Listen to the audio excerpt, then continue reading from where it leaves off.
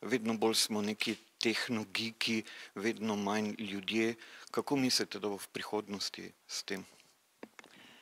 Odvisno od generacije, s katero se pogovarjate. Generacija, ki je malo starejša, dejansko vidi tehnologijo kot obremenitev.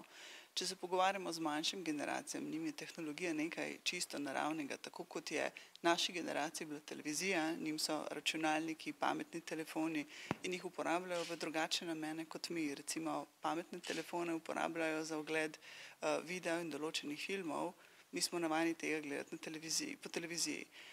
Tudi pametne telefone mi uporabljamo v glavnem še zmeraj za e-maile in telefoniranje, tam mladi nas vidijo kot recimo starejšo generacijo, ki ne zna uporabljati vse možnosti zabave, ki ti telefoni ponujajo, in oni predvsem zabavo vidijo skozi določene elektronske naprave in so nekako naravno vejo, kako z njimi rokovati. Če bi igrala v nogometni ekipi, na kateri poziciji bi igrala?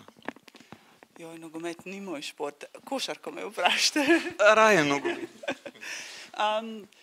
Za košarko mi je, recimo pri košarki, če lahko dam to paralelo, mi je playmaker vedno bila všeč. Povezovanje celotnega tima, dajanje ritma in tudi podati žogo ta pravim igralcu v ta pravim času, ki je na ta pravi poziciji, da lahko zadane.